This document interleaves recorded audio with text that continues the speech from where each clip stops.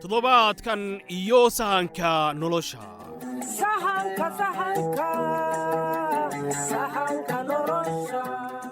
madaxa burcadbadeedu waxa uu tegayaa joofle si uu u soo handado runtii xusuustii way kaa dhuntay sow ma ahan maskiin waxaan u imid inaan middaas ogaado annaga hawlaheenna hanaga qasinin yahow annaga yaa la dhahaa markaan cabbaar joogo waan kugu soo noqnoqon doonaa si aan xaaladdaada u ogaado haddii aad qof u sheegtid inaan halkan imaaday xitaa xaaskaaga allaha ka dhige waan kuu soo laaban doonaa oo carabka ayaan kaa goyn doonaa guddoomiyaha gobolku kuma faraxsana xasan muxuu samayn doonaa guddoomiyuhu xasan ma runbaa inaad cayrisay 10 qof oo ka tirsan ciidanka ilaalada xeebaha haa guddoomiye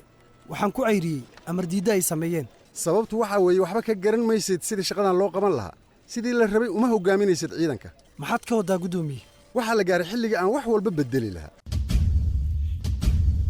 xaawakiin iyo dirir isku si uma arkaan waxa u fiican hanad muxuu mooga ka og yahay sida wiil loo koriyo waxa uu yahay ma jirto oo aan ka ahayn inuu yahay dembiile kaadir ah hadalkaas ka laabo haddii kale balan waxaan kaga qaadayaa inaadan mar dambe kuu oggolaan doonin inaad ka soo agdhowaatid hanad ha ka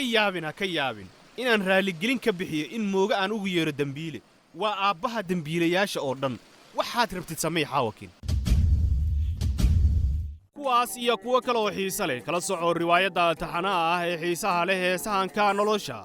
jimci kasta saacaddu marka ay tahay 2:15 galabnimo taasi oo ka soo geli doonta raadiyaha dalsan nala wadaag fikirkaaga ku aadan su'aashii toddobaadkii hore oo ah kalluun yaraantu ma sababtaa inuu sarakac uu ku yimaado qiimaha cuntada qutuldaruuriga xasuusnow inaad ku soo dirtid nambarka 354 waynana farxad gelin doontaa inaan ogaanno fikirkaaga nagala soco barteenna Facebook oo ciwaankeenuna uu yahay sahanka nolosha sidaa iyo nabadgelyo sahanka